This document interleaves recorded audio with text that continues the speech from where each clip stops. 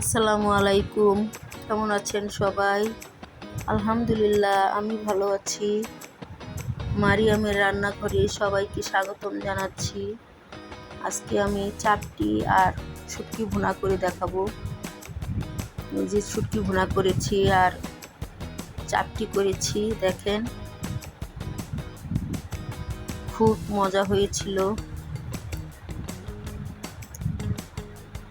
যারা যারা এতদিন আমার পাশে ছিলেন, আমাকে সাপোর্ট করেছেন,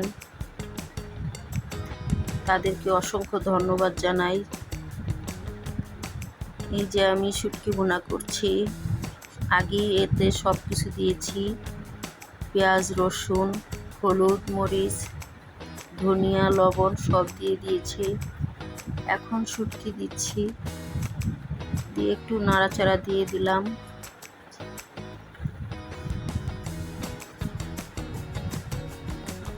এটা একদম ভুনা ভুনা হয়ে যাবে।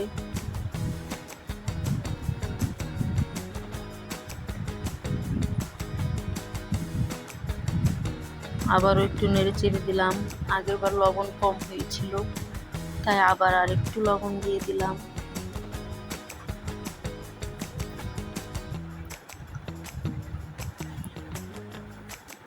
একটা লাইক দিবেন, রেসিপিটি ভালো লাগলে ফুল ওয়াচ করবেন, কেউ স্কিপ করবেন না। যারা যারা আমার ভিডিওটি ফুল ওয়াচ করেছেন তাদের প্রতি আমি চিরকৃতজ্ঞ।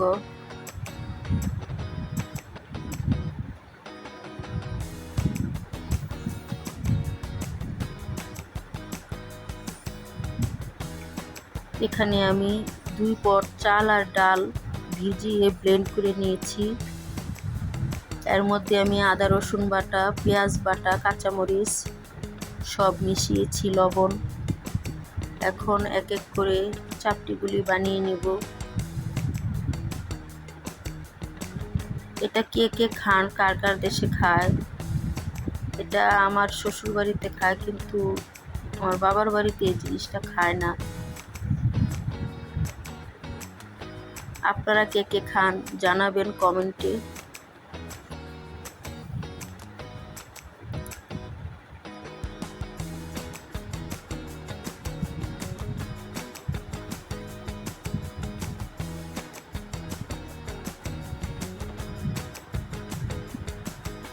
এখন ঢাকনা দিয়ে ঢেকে দিলাম সিদ্ধ হওয়ার জন্য।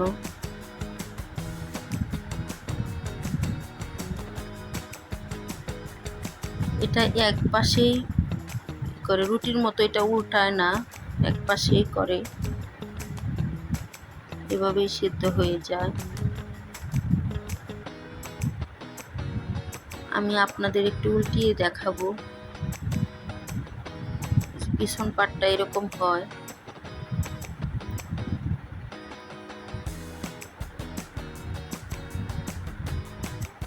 আরেকটা বানিয়ে দেখাচ্ছি।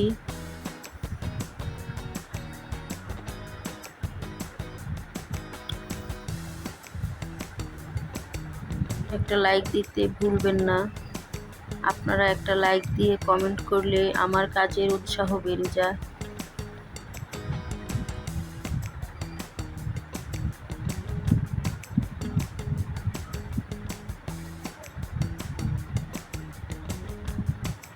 যারা যারা আমার রেসিপিটি প্রতিদিন দেখেন তাদেরকে জানাই অসংখ্য ধন্যবাদ।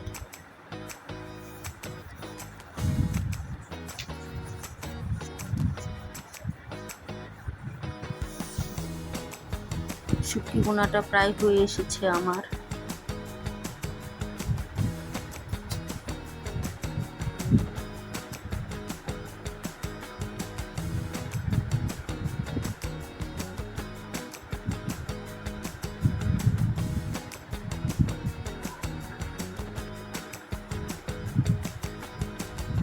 সবাই আমার জন্য দোয়া করবেন, আমি যেন এভাবেই এগিয়ে যেতে পারি। যে এরকম হয়েছে শুটকি ভুনাটা। সবাই ভালো থাকবেন, সুস্থ থাকবেন, সবার জন্য শুভকামনা রইল। আল্লাহ হাফেজ। এখন বাটিতে ঢেলে নেব।